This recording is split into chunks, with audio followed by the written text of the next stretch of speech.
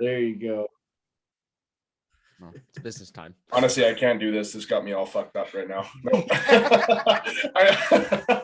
I need to get adjusted to him again. What an intro to the podcast.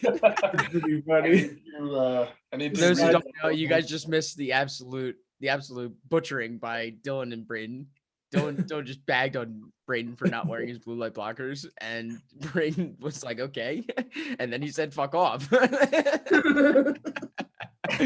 Casual, definitely casual. I'm not over here. Just get the Flux app on your computer.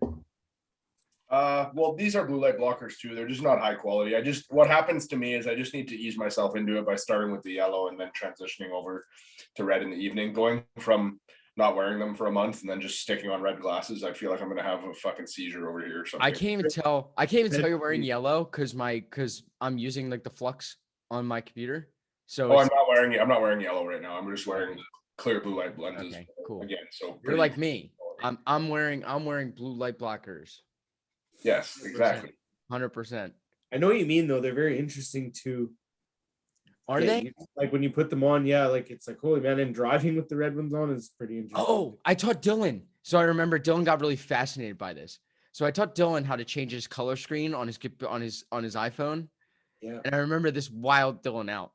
Like you could change it so it's like you're looking through the blend, like the red lens on your phone. Looks me and Sierra's picture. That's nice. This looks so red to me right now. When I look at this and point it back at there, sometimes I have to do this to see my phone because it's so red. I can't take Yeah, you're like, what's going on?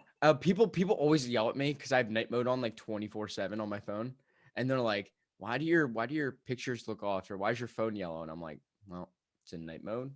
It's like I'm on it like I'm on it like 10 hours out of my I'm on like 10 12 hours out of my day. I'm just like don't want to be just hitting my eyes with blue light the whole time. Yeah, for me, I need to get in the routine first of wearing my yellow through the morning, and then transitioning from yellow all day is like when you put the yellow on in the morning and you have them on all day, it's like a mild transition to the red. But if you go from wearing like nothing to just bang, there's the red, it's like I can't even fucking see my screen. It trips me out so bad. So how was everyone's week?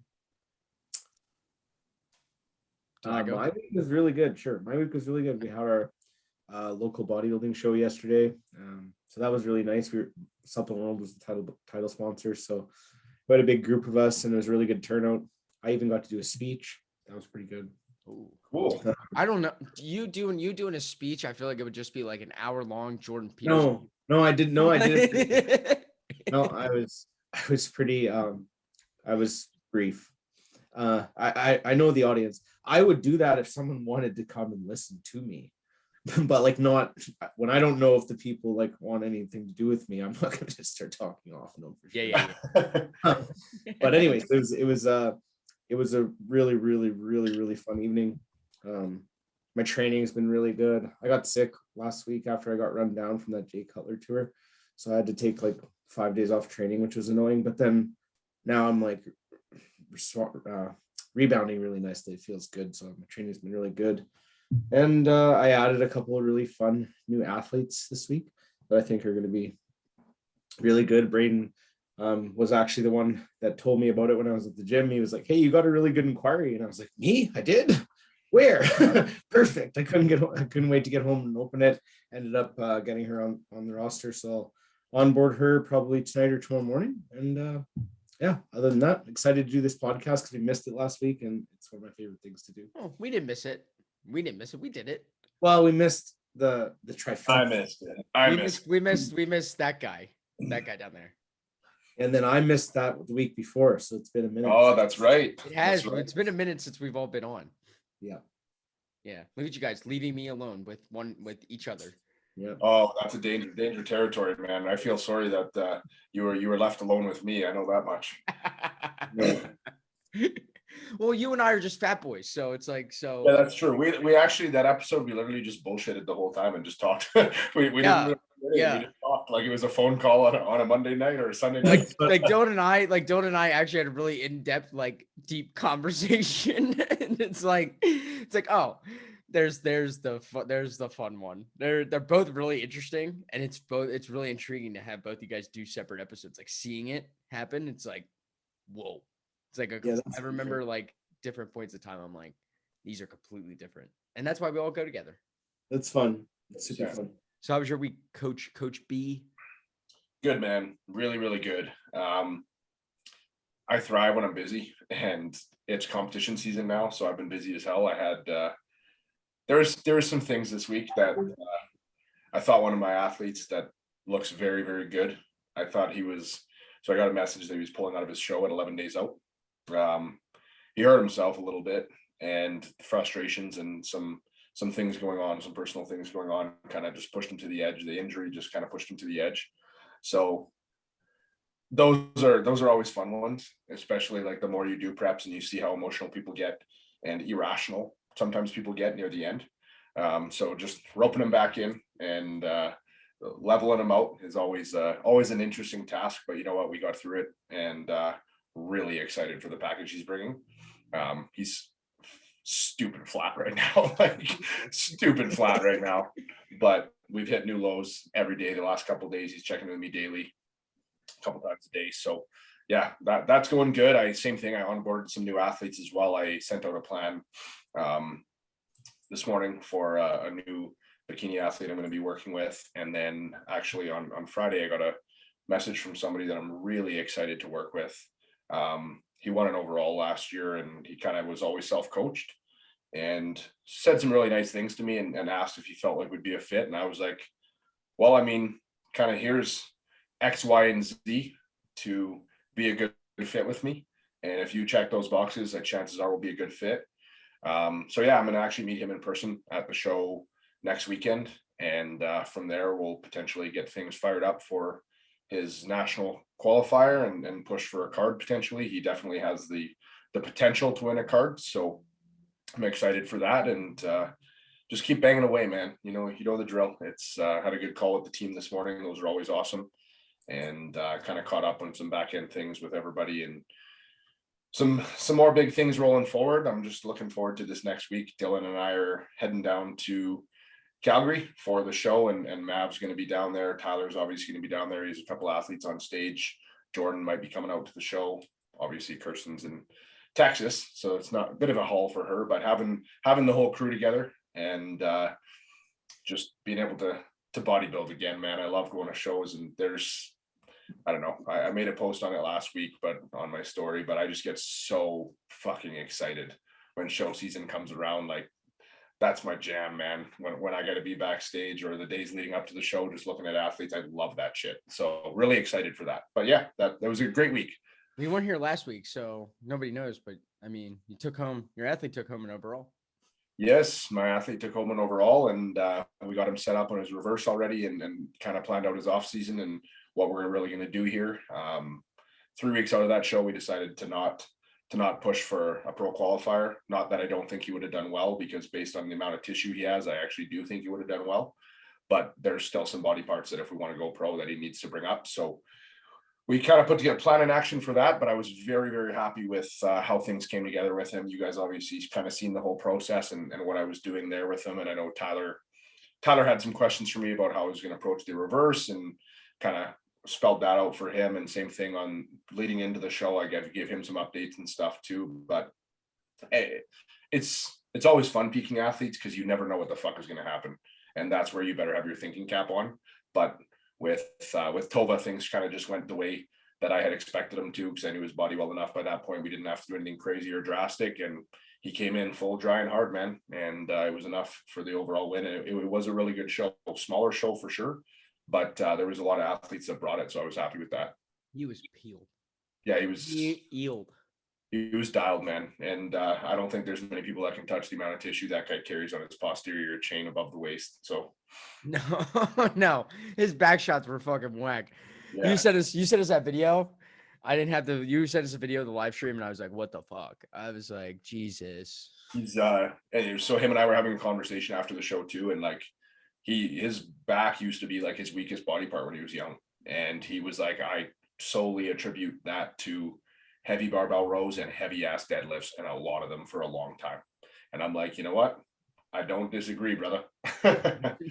But again, and then that's where it comes into kind of building out his next phase for training, right? Like I know I could have him pulling a lot of weight and doing lots of deadlifts and he'd be fine, but it's not going to contribute to the overall package. So that was one of the things I said to him, like, as much as you love deadlifts, at this point, it's not doing anything for your physique or where we need to get it to. It's just creating central fatigue. And we can't have that for what we need to do with your physique. So there's push and pull, right? I mean, sometimes we have to avoid doing the stuff we love because the stuff we love isn't what takes us further. Yeah. And for me, this has been a good week. I've actually had 2 client applications, so it's pretty good. So I got a few client calls coming up this week to kind of bag in a few new clients, which would be great. Love having new people on, and a few of them are one is a really interesting hormonal case that I'm really excited about taking on. Actually, it's very in depth, multiple different hormonal dysfunctions going on. So I kind of like those when I have the time to actually take them on. And with my client load not being too large, it gives me the opportunity to be able to really dig into these cases and really be able to see what I could do for them. And then I got another one that's, I mean, he's coming from an N1 type training, and it should be pretty cool to hopefully be able to transition him into some heavy ass shit, and some really start to teach him how to train a little bit extra hard in things and really push his body to where it needs to go. Seems like he just wants to learn, so that's pretty cool. With things, and the fact that his caloric intake's pretty high already, according to what his questionnaire says, I'm like, ooh, we have a lot of playroom here. I like it. So that should be pretty cool. I'm on a diet break this week. So Mark pulled my cardio out this whole week. He upped all my days to 350 grams of carbs, which was, I've never had, even in my off season with Mark, I had like 270 grams tops on rest day. So I was so unprepared for that on Friday when he said that. And I was like, oh, go to the rice. You're feeling good right now. Yeah. Well, I'm starving. I can tell you, I hit a new low like directly the day after the first day of the diet break, which just so happened to be a rest day. So being able to, I got a lot of energy off that, got a lot of steps in that day, to truly be honest, because I was feeling really good. So it's my first time doing a diet break. So I'm kind of reverse engineering what Mark's doing and kind of seeing how he approached it, why he went with the values that he went with that in terms of the carb intake, and things like that. So I kind of like being able to dig deeper into that. And training's going well overall. I mean, I'm still down a few, weight's kind of stalling. So I'm hitting like metabolic adaptations pretty quickly, even with cardio being added and diet coming down. But I know we're going to have to keep pulling just a little bit. Mark said goal is low 170s. So I'm assuming 168 would probably be where I would think I would like to probably be. That right where we kind of started at 2 years ago. I would love to be in that. I would love to be able to look at those photos that I have from 2 years ago and be able to see, hey, this is what 167 looked like. This is what 167 looks like now. That'd be pretty cool because I think I can look way more shredded at 167 now than I could then. So things are going good, man. I can't complain. I get more food this week. I'm supercharged, man. I'm good. No, I just thought about something that I wanted to mention when I was talking about how my week went. I had a couple scenarios, and it started actually at the tail end of last week, and then it continued into this week. So I had some athletes reach out to me to hire me, and on 3 occasions, it was athletes who wanted me to take over like the literally the final stage of their prep. One of them was 2 weeks out. One of them was 6 weeks out. Another one of them was 5 weeks out. And basically, I don't want to go into a long ass rant here, but one of them had reached out to me a year ago to work with me. And he had said he was going to work with me and then ghosted me. And then I reached out to him again. We never spoke. And all of a sudden he reaches out to me 6 weeks from the show, tells me everything's messed up. He's way behind. He feels extremely unhealthy. And he thinks his coach has a very unhealthy approach to doing things. So kind of felt some things out. And yeah, sure enough, definitely unhealthy. But where I'm going with this is people need to start realizing what they're doing. Like, you know what I mean? This is literally why we do what we do. And like I don't want to be the guy that just fixes people at the tail end of prep, because like none of us are magicians. You know what I mean? And it actually bothered me to the point that I was like upset. And I'm like, I'm not upset because you didn't hire me, but I'm extremely upset that you put yourself in a position to do some asinine bullshit with drugs or whatever it is that you felt was going to get your physique way ahead. And then you realized that isn't going to get your physique ahead, but it fucked you up. Now you're going to come to me to fix you. Does that make sense to you guys? You know what I mean? Like, I'm sure. And it just, anyways, so anybody listening to this, don't come to me at 4 weeks out to fix you and put you on stage if you decided to do something absolutely crazy.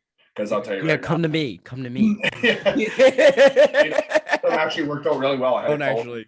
No, but I had a call with one of them this morning, and it worked out really well. And I love when athletes do this, where they're actually receptive to honest criticism and feedback. Because I had him send me pictures, I had him send me his diet and his drugs and everything like that. And I just said, listen, dude, there is no way in hell you're getting on stage in 3 weeks actually looking good. Your inflammation levels are very high. You can see it in your physique. And I said, quite frankly, not only do I think you should pull back and not do a show in the next 3, 4, 5, 6 months, I think you should actually probably do a show in a year or a year and a half. And we're talking about a dude that he just did a show and is prepping for another show and wanted to get on stage at a national qualifier in 5 weeks' time. And that's hard to hear as an athlete, but he was so receptive to it, heard it all. And now we're going to do things the right way. And that stuff gets me fired up. You know what I mean? But it's very few and far between that you have a conversation with an athlete, because they are very emotional at that stage and they just want to do this. Right. So anyways, I don't know why I just went on that side tangent, but it was something that came in my mind and it was just eating me alive. Can happen. So, yeah, that's something that I've seen a few bits and I've had discussions with Dillon about. And it's not just prep clients too. It's any type of client, really. Yeah. Some people are more receptive to harsh feedback and some aren't. And it just, they don't understand it until I feel like I've been in this situation now and I've had a few conversations even today in my check-ins.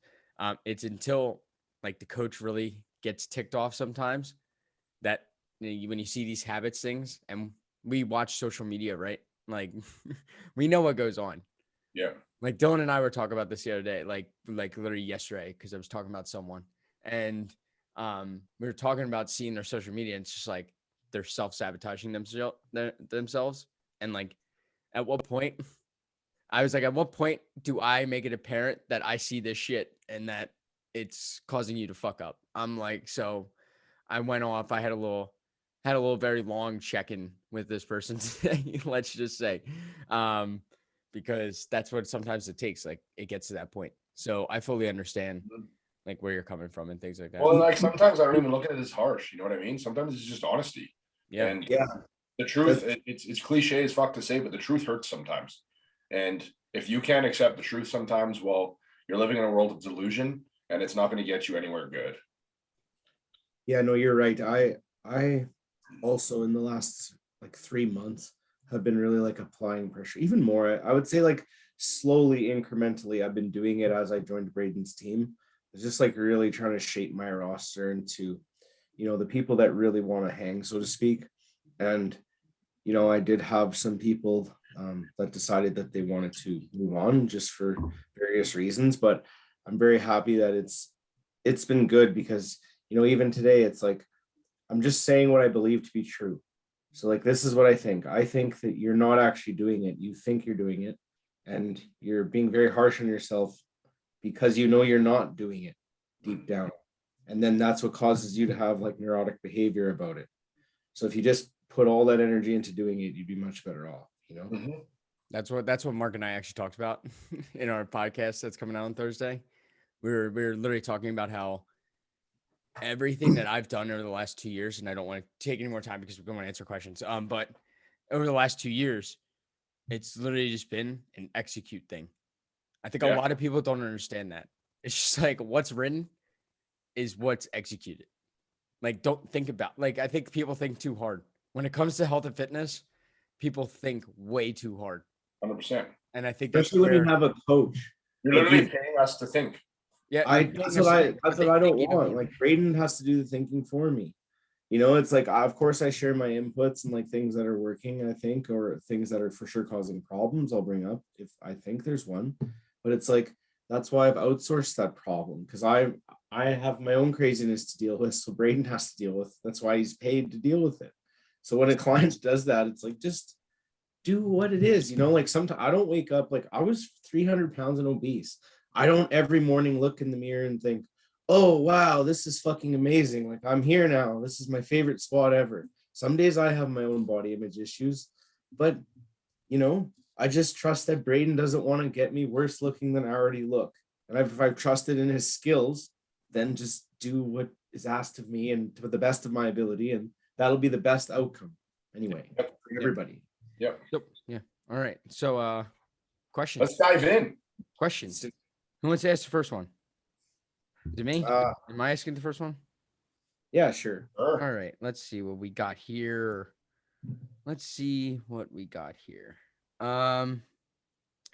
Relationships, all of them, and how to manage the stressors of prep to benefit said athlete.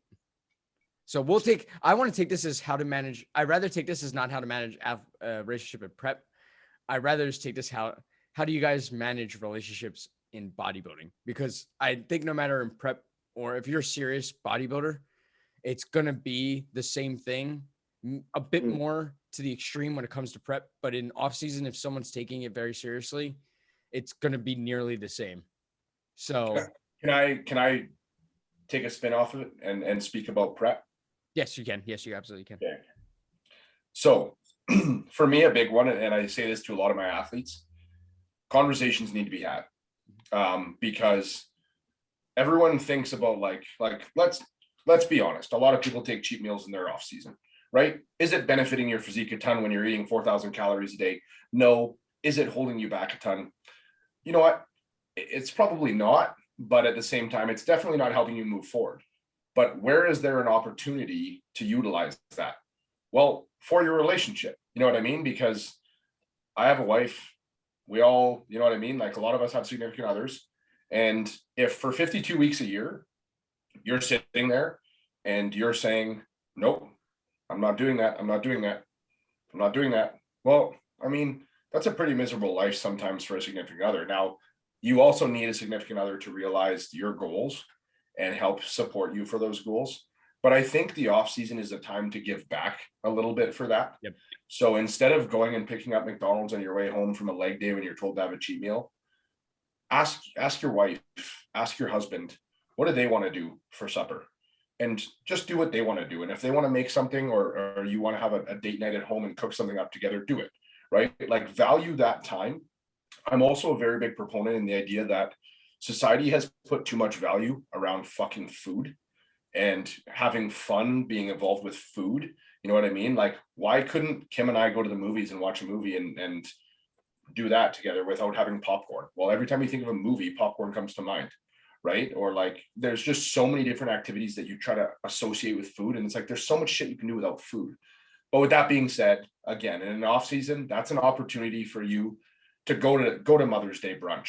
That's an opportunity for you to make supper for your dad on Father's Day, or, you know what I mean? Or celebrate your wife or significant other's birthday with them and take them for a nice dinner. Now, on prep, the way to manage it is literally to be open and communicate beforehand. Because if you don't say a damn thing, and all of a sudden you're 6 weeks out and you're starving and you're lean and you're tired and you've been bottling shit up for 15, 16, 17 weeks before that, it's literally going to take one thing to break you to the point that you could do something that will ruin your relationship. Now, it's a lot of stress and strain on significant others to go through a prep if somebody's actually prepping properly. And by properly, I mean like fully delving themselves and throwing themselves into a prep. It's a lot. You know what I mean? Like, doing an hour of cardio a day, being at the gym for 2 hours, posing for another 30 minutes. Sometimes people have significant others packing their meals. People are working 12-hour days sometimes. Like, that is a lot of shit to do, but it has to be done if you actually want to be successful in this sport. So the day that prep starts, or before that prep actually starts, somebody needs to sit down with their significant other, or just the people that they're having relationships with. It might even be friends, and be like, hey, these are my 5 months. These are my 6 months. This is what I truly want to do. There's going to be some sacrifices made on my end, but tell me what I can do to lessen the burden on you, or allow this to continue the way that we've been doing this. And there will be sacrifices, but I just want to make sure that we're on the same page, so that when push comes to shove and I am in the trenches and it comes time that like I just need to worry about me and I need to be a little bit selfish, you're okay with that. Because come the end of that prep, and when that off season is back, I'll give you as much as I can, so that, you know what I mean? And I think it also comes from the support system, where they also need to realize that you're doing this for you. And they need to be fully involved in that process to realize, okay, and I'm not saying they have to make your meals for you and they have to take your check-in pics and this and that. If you're prepping, that's a you thing. You don't dump that on somebody else. If they're willing to help, that's amazing. And there are a lot of blessings for significant others and friends that help a ton of people. It takes a village at the end of the day. But the communication, that's my number one thing. And I'll leave it at this, because you guys probably want to chime in too. Communication. Every time I see issues stem with people's preps, always, always, always, the number one culprit is lack of communication. I don't really have much to add to that, to be honest. That was very good. Yeah, I would just have a few things. I really can't give advice for it, because I'm single and 24. And I live a ultimate bodybuilding lifestyle where I do nothing but bodybuild, coach, podcasts, and work. So, but I just say, I've seen this before and I've seen it happen. I've heard about things. I would say, don't get into a relationship when you're prepping. That's something that I would say, like, if you need to manage something, that's something that I would fully avoid, because there's a lot of expectations there within those. I know you boys, we probably have all been in relationships. The first few months are not typically there's very high expectations with things and doing things and going out places. Yeah, it's hard to court and prep at the same time, is a simple way to put it. Yeah. Yeah. Yeah. So I really think you have so much energy in a day.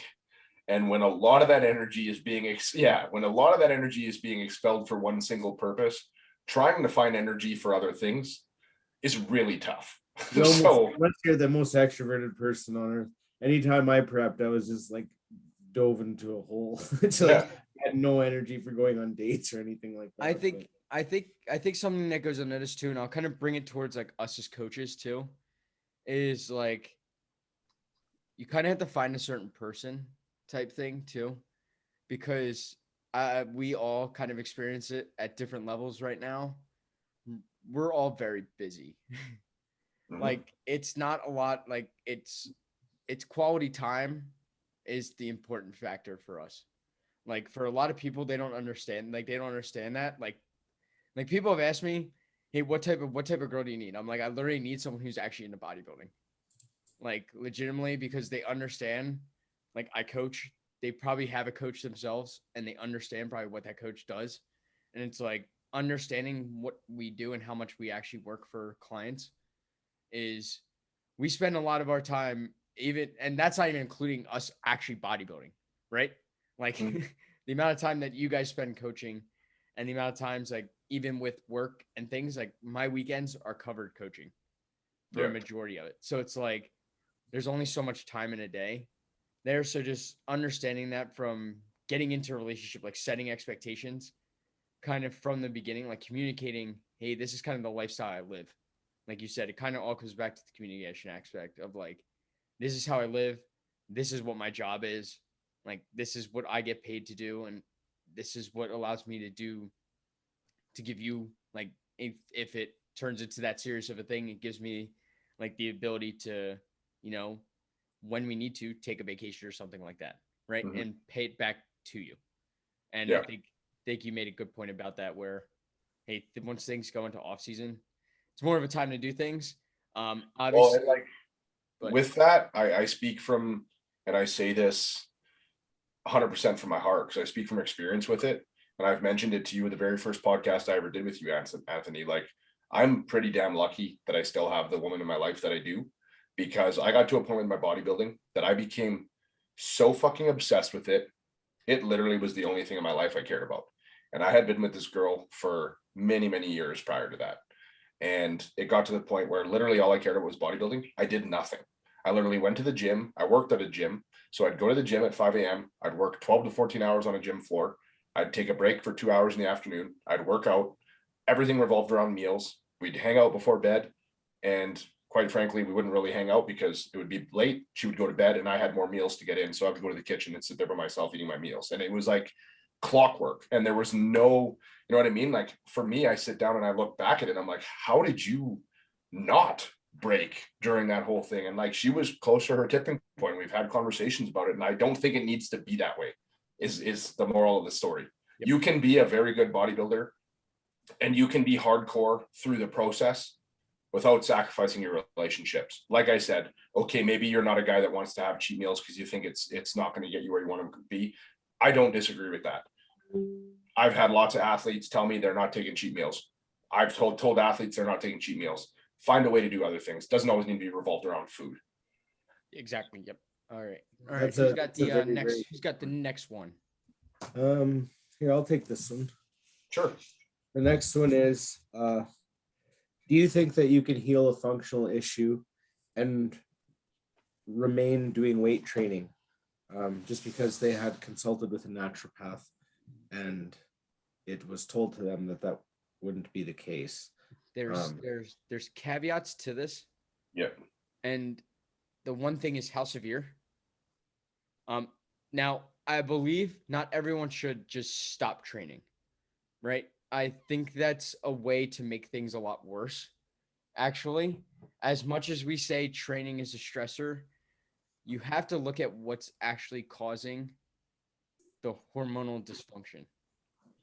So a lot of these things are really not. I actually wrote a post about this. I said the root cause of a lot of things is not actually the overtraining and the cardio and things like that. Like those things are what exacerbate the root. The root is something else, more so probably in your life than your lifestyle choices, or in terms of just, I mean, it could be anything, right? It's mainly lifestyle choices, I would say, is probably what it is, and not using proper supplementation and things like that. But I don't find that training is the root. Overtraining. If you're in these hormonal cases, no, you should not be training 5 to 6 days a week in the gym. It's an absolute idiocracy thing to be doing that. I personally don't think that should be a thing. I know Dillon's fixed plenty of cases though with other certain situations where he's definitely used some hard training, but we wouldn't be hard training for 5-6 days out of the week. It would be like 3 days of hard training, like in those things. I've brought down people into Full volume, heavy work. Yeah, I brought down people into 2 days. That's the least I've gone with training. Why? Because I also find that like I said, if you take away, there's also a mental aspect to taking away the gym to someone, and that could just cause a stress response out of the wazoo for someone. And we all know that stress just makes every single functional case a million times worse and a million times improvable, unfixable. So, in my opinion, there should be training no matter what, whether it's 2 days, 3 days. I would probably go strength-based training. Nothing more than 10 reps. If I'm truly being honest, keep things kind of heavy RIR, like 3-4 RIR in the tank. Like I don't think you could still go heavy. You could still progress pretty well on 3 to 4 RIR. Obviously progression is going to be slower and I'm not fully focusing on progressions in the gym, but keeping it to like 3 sessions, hit a muscle group each week is enough to at least maintain the muscle that you have on your frame and be able to give you the benefits of resistance training without tiptoeing that line of overdoing it. Yeah, I agree with all that. Oh, And go I ahead. mean, it depends on which functional issue, obviously, but like I do want to speculate, and that's all this is speculation, but based on who asked the question and knowing that they did a prep and who did it anyway, I think that they have amenorrhea because they always respond to my story about when I talk about clients that have had, she's always very curious about how long it's taken. And for her, she's not seeing these results. So she's very concerned that she's going to have to quit training. And I'm like, honestly, I've never had an amenorrhea case that I had to pull training entirely. Like, I don't know what else is going on in the other areas of your kind of allostatic stress load. But like Anthony said, that's usually involving lifestyle and kind of all the stresses that encompass living. And that's your food matched to the training. Cause like, I think everyone thinks of these things as separate entities way too much. And I think that's potentially why I end up getting some interesting results and interesting ideas, is because I'm viewing them as one thing. Like, I never make decisions really in junction away from one another. Like, it's always like, where's the person's nutrition, and then where is their nutrition capacity, and then where's their training capacity, and where do I want to take it? And everything moves in like a symbiosis type of way, you know? For So I agree with everything you guys have said, and I think most of the time you can definitely continue training, reducing frequency, keeping intensity high, but keeping in mind like where you're actually going with intensity. Probably not going failure on every set, 3-4 RIR, like you said, Anthony. Sometimes I'll even go to lower than 10 reps for some cases, depending on what's going on, like really more strength based, like 3 to 6 reps for even some things, just to really hold on to strength and stuff. And I mean, at that point, you're not really trying to change the physique a ton. Like you said, it might be more mental getting in the gym. Mhm. However, and this is where the disagreeable me will add something in that I believe is valuable. There are situations that you need to remove training. There 100% are, and I will say that. That's why You look at somebody with completely fucked up cortisol patterning, and they're a very neurotic individual who doesn't know how to handle with their stress, who doesn't know how to deal with their daily stressors, and you work on it. Obviously, you deal with things on a day-to-day basis and try to help them. But I don't care who you are, you can't get everybody to stop mentally stressing on their, you can't reduce perceived stressors from everybody. A lot of people will just be very high stress individuals that mentally are really high strung no matter what, right? So if you look at a bucket of stress, and no matter what you do, and there's going to be people like this. Now, a lot of times we can work with it and put in modalities to fix it. But there's going to be people that just can't really remove that perceived stress in their life from, whether it's a job, whether they're a legal advisor or something with crazy high demands for their job or whatever, right? Like a fucking surgeon. I can't tell you. There's a lot of different things. That stress probably can't be removed. Sometimes it's just other things that people just don't know how to deal with mental stressors. So if that is continually being poured into the bucket and you're not taking away some of these other stressors that you actually can control, well, there's a lot of situations where you probably will not fix that because there's just the bucket's overfilling. Whereas if you look at the allostatic load and you look at that bucket and where everything is, if you pull down training and you take out training completely, and some of these stressors are still coming in, the perceived stressors that this person just really can't get a full grasp on, you're probably going to be able to fix some of that stuff because you've taken some of the stressors away enough that the bucket's not overflowing. And at that point, okay, maybe it's a 6-week pullback, an 8-week pullback, couple months, whatever. Yes, it sucks, but at least now you have a framework to work with because the stress is not causing these issues as much. And then you'll start to see changes. And then maybe through that time, because their stress and their cortisol patterning starts to naturally fix itself through some other things and supplementation you might be doing, they actually realize they do have a better way to manage their perceived stressors. And so now they start to get a grasp on that. Now we bring in a couple days a week training again.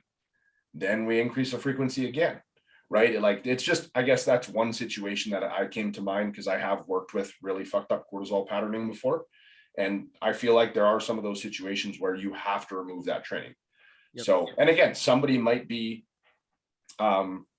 very, very good at helping people deal with perceived stressors and figuring out ways to remove the mental stressors and not have to remove that. Great. I do think there are situations that you probably will have to. It's less common though, 100%.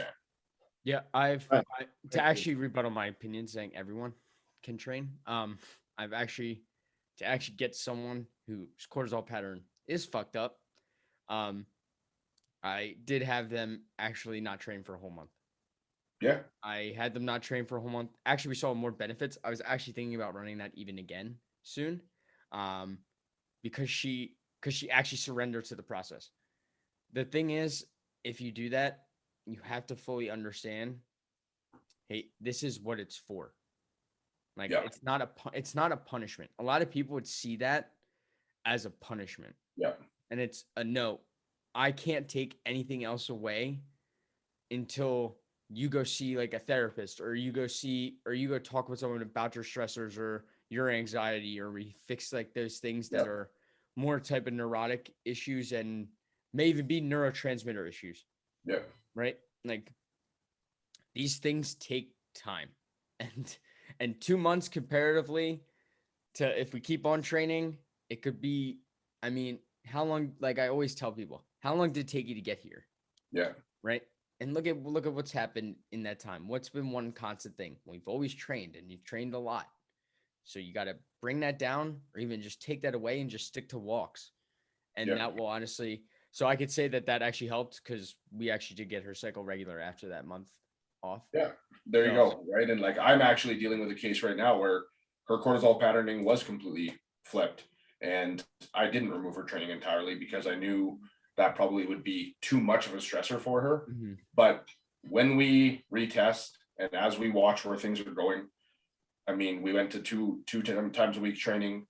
Things seem to be trending okay. We went to 3, but I mean, when we get bloods done, when we get a Dutch test done again, if cortisol patterning is still completely out of whack, to me, it says there's something else I have to change, because clearly the stress management tools we've put into play are not doing the job. We have to drop the hammer for stress management tools now, and the physical activity is a large stressor.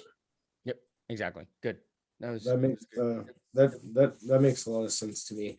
I think that people that have some functional issues and maybe some neuroticism about their fitness would benefit from trying to think about it like in a philosophical sense, something like you want to long for training if it was to go away, not fiend for it. Mm-hmm. There's a difference. Because if you're fiending for it, that means you've just replaced some other sneaky problem you haven't dealt with training or tracking your macros or weighing yourself and all these things. And then these dragons are popping out everywhere, and it makes it very hard to heal like that. Mm-hmm. It's not peaceful to the body at all, in my opinion. Nope. I say it's the body follows the mind. Yeah. I've said this more times. I have seen this, and I talked with Dillon about this more times than not this whole week, about certain things and about ways that I see these things kind of play out. And some of the cases that I have where people are severely downregulated, I'm like, it starts with where your mind is. And I actually asked a very important question today on my check-in. I asked him, and I discussed this with Dillon actually before I implemented this. It's, are you where you want to be? Right? And you really find out what's truly holding someone back, and that can dig into further. So I don't want to get down that route, but that was just something that I noted, because from Dillon, like talking with Dillon, is it's something that you need to see, because that can really give you the answer to a lot of your issues. When I asked that question, I could see what the issues are and pinpoint kind of exactly where these causes are coming from and what's actually stopping them, right? And what's stressing them. So, All right, my turn, I guess, eh? Yep, your turn.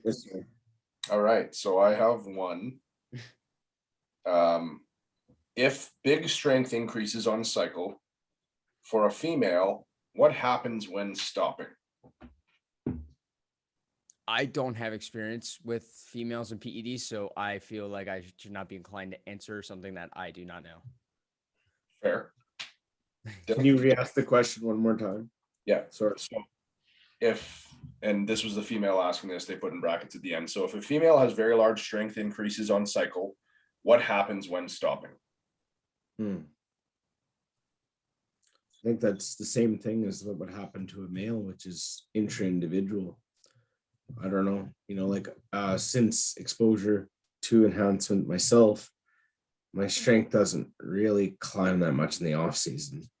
Like it did definitely, but like we're talking like I've been training for a long time, so it's like 2.5% or 1 rep, and you win, but like it's not quite the same thing as when you're on enhancement. I think the question is almost phrased as if there's a problem with the rate of gain not being the same when you stop ahead of time. It's like, well, that's obvious. Yeah. So you should consider why you're using it and what it's doing and why it's doing what it's doing. That it kind of like shows the lack of understanding if you're already using, to me, even a general understanding, because it's like, well, of course it's not going to be the same, especially with certain drugs that you might use with females. A lot of them are ones that produce really rapid strength gains in females as a side effect, so like specifically, so it's like, geez, that's anyway. So I think that it's just individual. And then I think there's some people that literally just get strong all the time. Like, I have some clients that just dredge forward. They just are relentlessly kind of going. And then their body fat response with enhancement just rapidly changes. Where like their strength kind of actually is always just slightly going up. But then as the enhancement comes, the physique just gets kind of harder and denser. And then when they come out, the physique gets softer. And weight doesn't even change that rapidly as you get under more enhancements with females, but the look does. That's my experience anyway. I don't know if Braeden has something to add to that. Yeah, I have a little bit to add, and again, just this is my kind of philosophy behind it all, and some things I've noticed. People have this predisposition to believe that when you come off of gear, you should suddenly get weaker. Okay, sure, if you're taking a bunch of Anadrol, a drug that's literally going to make you fucking very strong very quick, for sure. I don't fuck with Anadrol. I don't use Anadrol. I literally have not put it in an athlete in probably 5 years. Damn, so. I thought you wanted someone to look like a water buffalo. There's application for sure, maybe some fullness before a show, but again, I have other drugs I would like to use for that. That's a little better than Anadrol, whatever. Yeah. That's completely besides the point. But my train of thought is everyone believes that just because you're coming off a cycle, you're going to lose strength. So with that, let's break down that idea. You are assuming that you are literally getting stronger just because of drugs. The drugs are making you stronger is what you're saying. Not your muscles are getting stronger because they were recovering faster and you were allowing them to get stronger.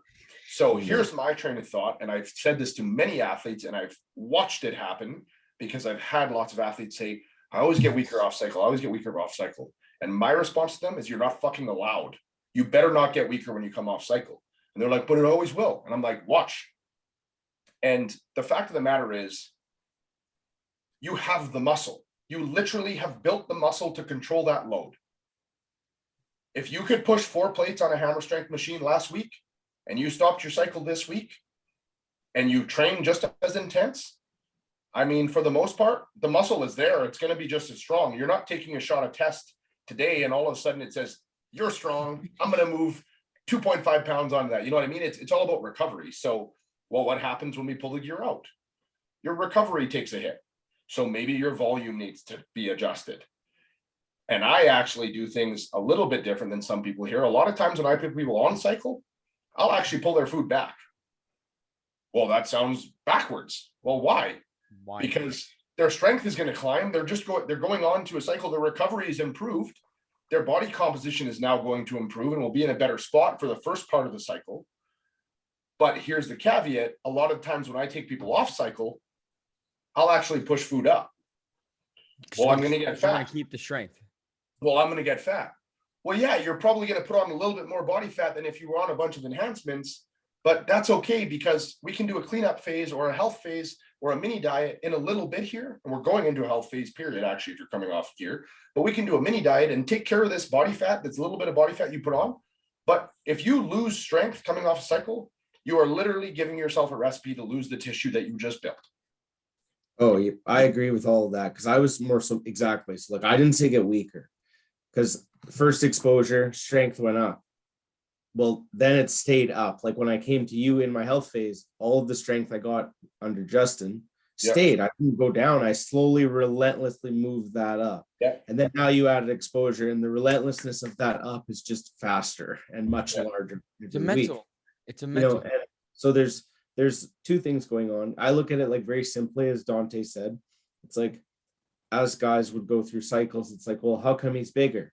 Oh, because he did all these specific drugs, people would say, and he'd be like, no, it's because that guy used to do naturally 70-pound dumbbells on that little incline bench, and now he does 125, and his pecs are much bigger because of it.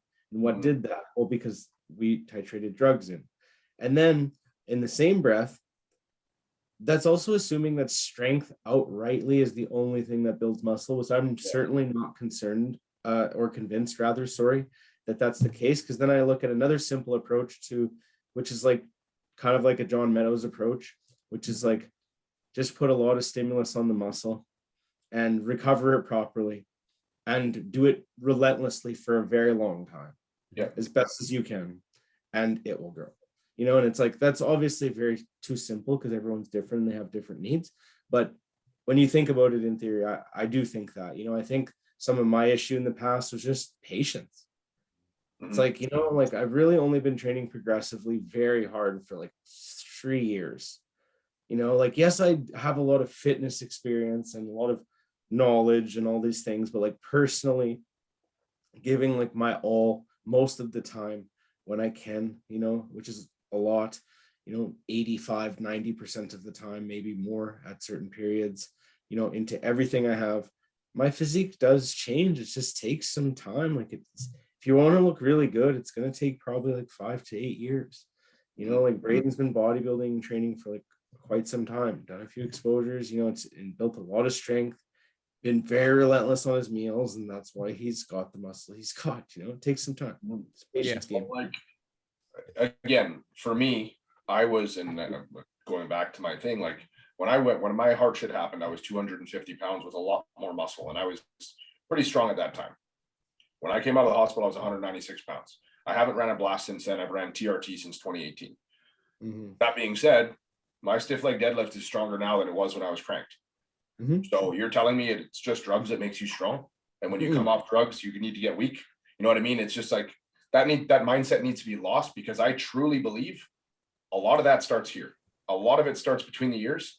And if you can actually find a way, and I'll use the word you said, Dillon, relentlessly, if you can relentlessly train, whether you're on drugs or not on drugs, and you can establish that fucking mindset where it's do or die when those weights are in your hand and you fucking are fighting for your reps and you're earning that shit. When you're on drugs or you're not on drugs, it doesn't matter. Just when you're on drugs, you're probably going to progress at a little bit faster rate because your recovery capabilities are improved. You can handle more food a lot of the time. You know what I mean? Like, there's a lot of things that come alongside that, but just because the drugs are pulled out doesn't mean you can't progress now and you have to regress. If that was the case, everyone would be consistently regressing, because a lot of the times we're not on drugs for, you know what I mean? Like, we're not always on drugs and then coming off for a very brief stint, or shouldn't be, and then back on drugs. You need to be able to progress and hold progress while you're not on drugs, because you need to be able to do those phases multiple times a year. Push and pull. It's like a trench war. It's fought over. You don't just run all the way through. You didn't storm Normandy, or none of these things are done in just one wave as a rule. You push, hold the line, and try not relentlessly to move backwards, then push forward in your opportunities. That's a really simple way of looking at it. And I think what you're saying is getting away from a fixed mindset. So it's not like drugs equals strong, or strong equals drugs, or reps equals drugs, or food equals fat, or like all these inequations. It's like, no, that's nonsense. There's a bunch of moving parts, and a good coach will manage those moving parts to you individually. And if you trust them, you should just execute. I mean, I guess I can kind of speak because you brought the natty thing up. I mean, I'm 25 pounds down and I'm stronger than I was at 200. There you go. Right. It's just like, it all started. Like, I discussed this the other day. I was like, I remember when we dropped, I discussed this on the other episode, I'm pretty sure, with one of you guys. We dropped my carbs like a significant amount when we started this. And I remember the first thing that came into my head was, I'm going to lose my leverages on my presses. Well, guess what? Next 3 weeks, my presses fucking sucked. And I had a hard conversation with myself, like, okay, I'm not progressing. What the fuck am I doing wrong? And it's not a food thing. It's not, well, it kind of was a recovery thing because I wasn't taking my sleep. Like, I was still in kind of that heavy phase and I still felt like shit. But it was It was a mindset thing. It's all a mind game. Like it truly is. People are gonna get so annoyed with me because I keep saying this, but it is. Like it's just like give yourself no excuses. What excuse do you have to not progress? Yep. Like the fact that you're not on drugs? Like, is that really what it is? Because I can guarantee you we can look at a ton of guys that do this shit naturally and they progress all year round. Yep. No matter what phase they're in, because they have that relentless drive to want to progress. Yep. And so if you do that, what you should do, here you go. Key tip. What does your logbook say? All right, you come off drugs. What does your logbook say? And then that's it. Follow what the book says. You're going to be, no matter what, Yes. no matter what phase you're in, you're going to be tired. You're going to be hungry. There's going to be points of times you're going to fucking hate things. Even when you're in a diet phase, like this is the same exact thing. You're going to hate, you're going to get weaker at some point, obviously down the line, but for most times it doesn't happen till near the end. And the one thing you could just do is just shut up and not listen to what your mind's saying and listen to what that logbook says. Yep. I bet if you listen to what that logbook says and you just focus on beating those numbers, you'll keep your strength, you'll keep that muscle that you have, and then your next exposure will be even better. Yep. So yeah. Agreed. Dunzo.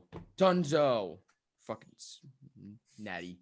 I don't want to hear. Can I ask the next? I don't want to hear. Can I say the next question just because my phone died and I remember the 2 questions off the top of my head and then I'm gonna forget them. Yes.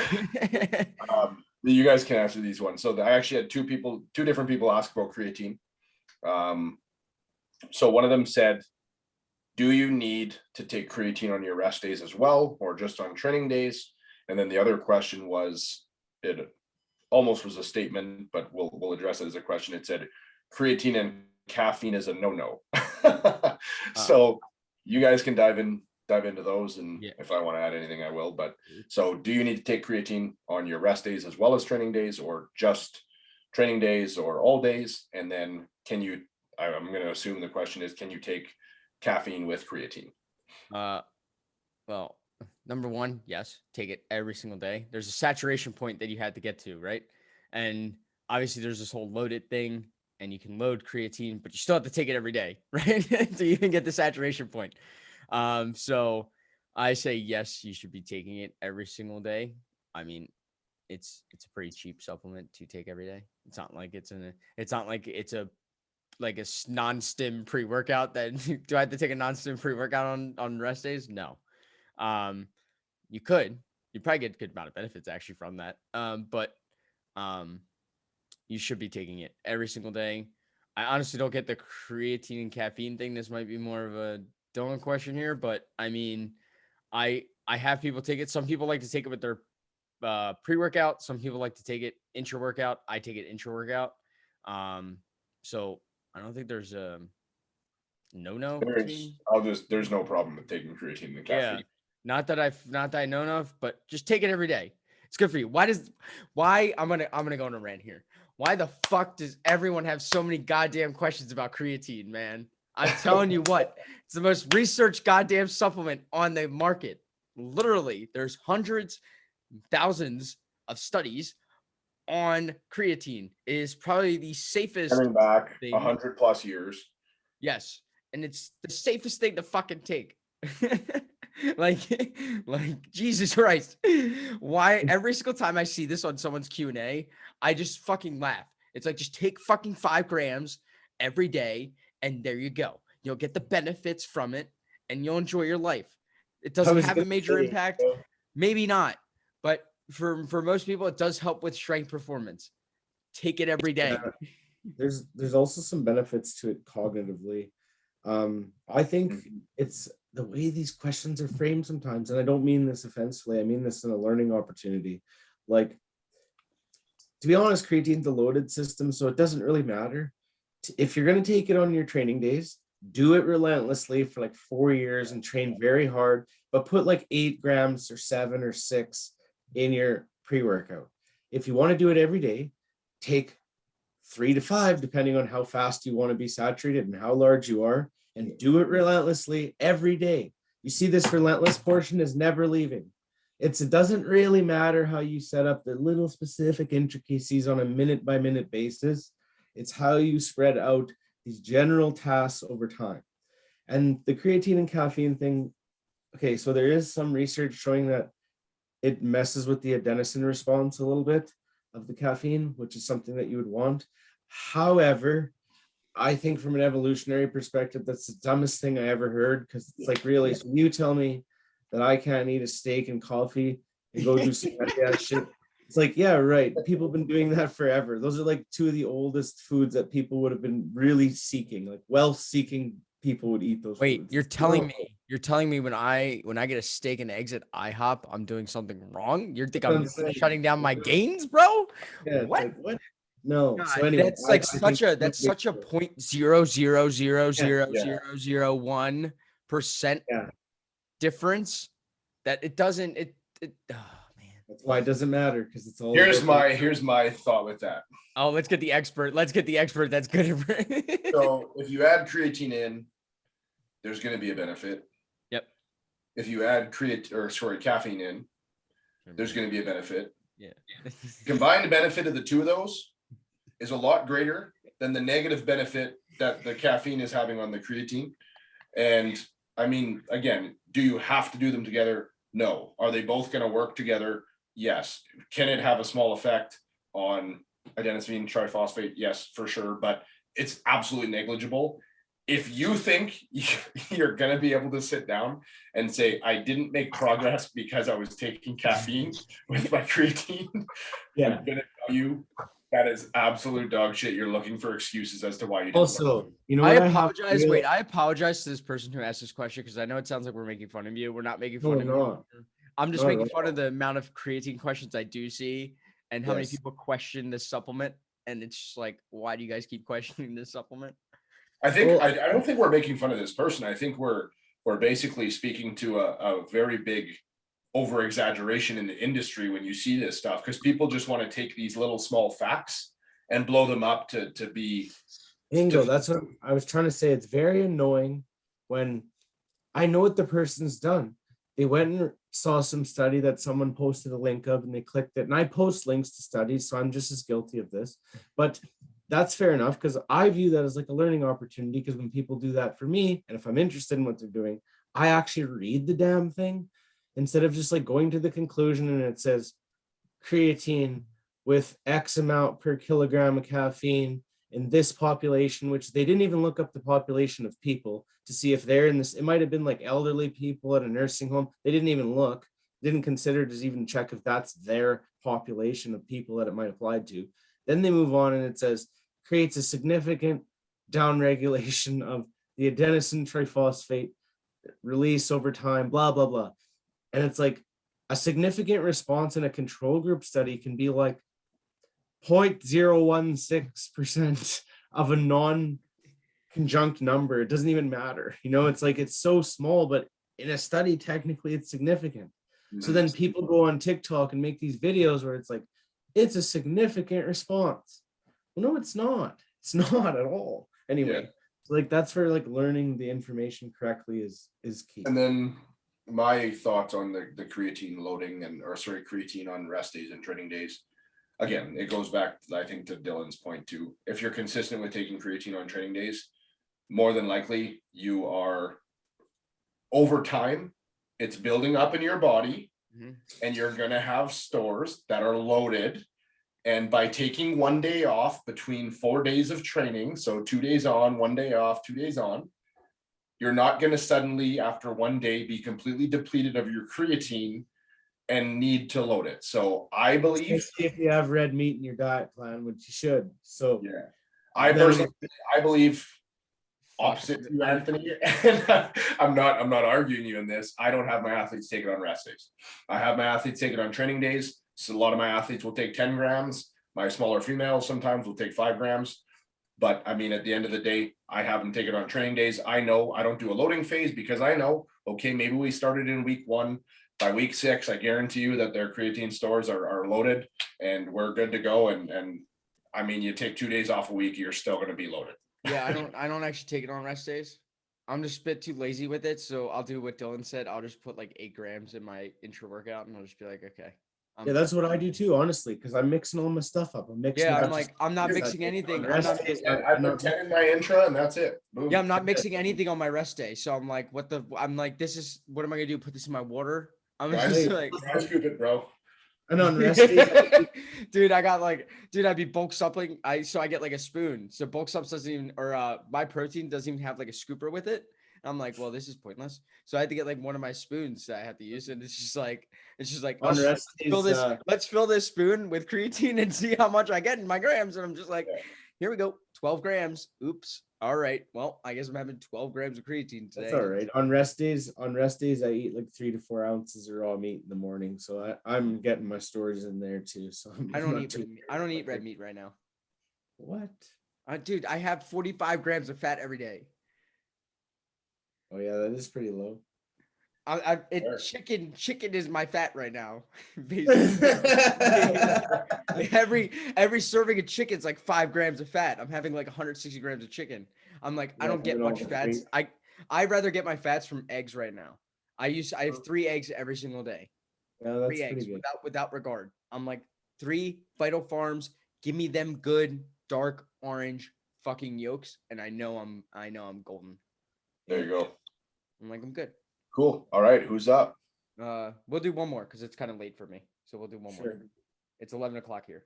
Boy's Mark's gonna kill me. Mark's gonna listen to this podcast. He's gonna be like, thought this kid was good.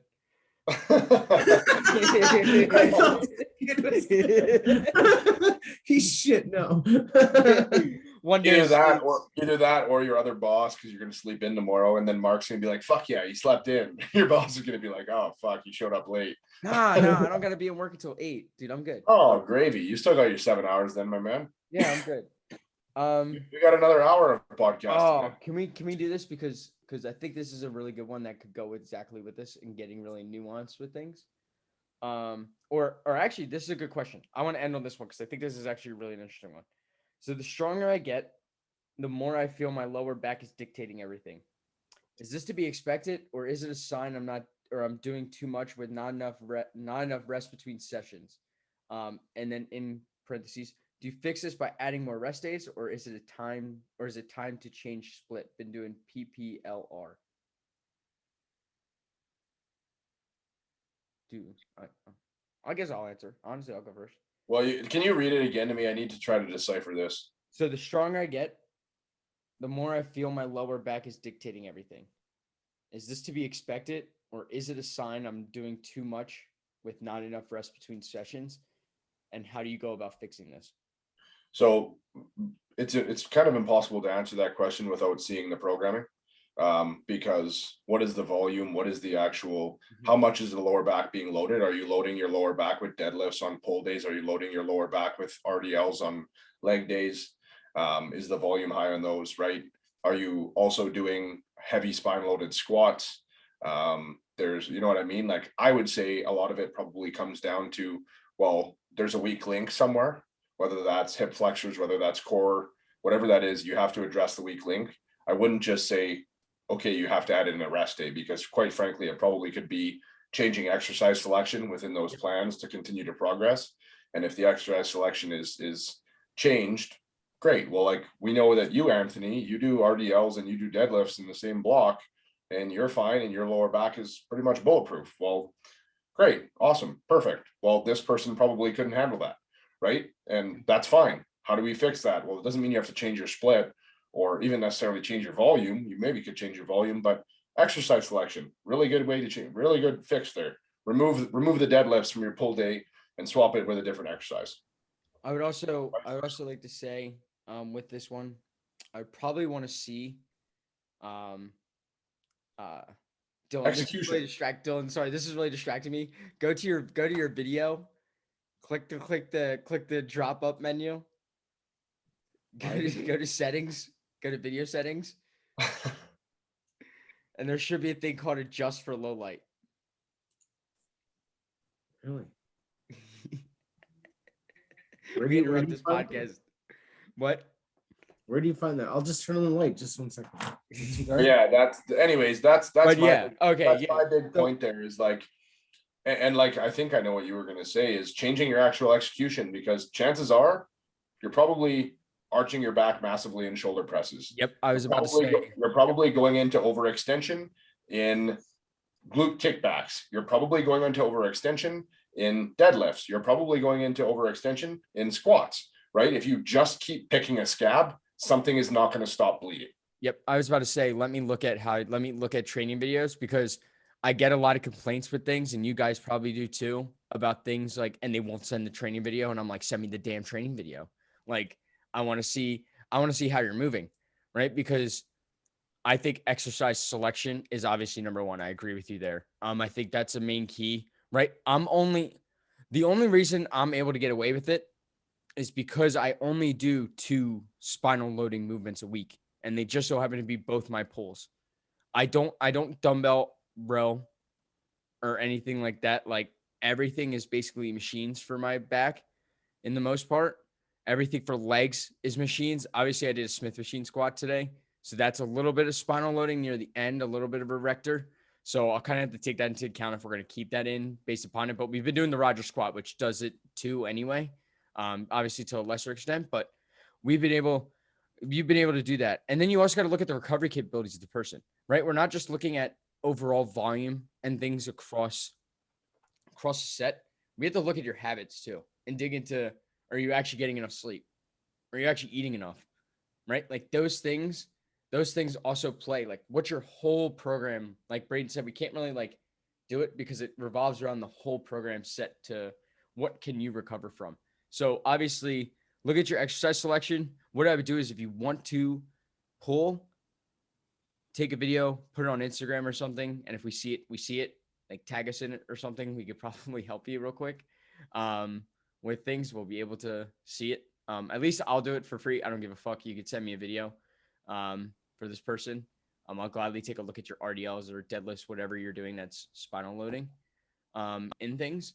But we'll do that and then look at, hey, what's my volume across the board?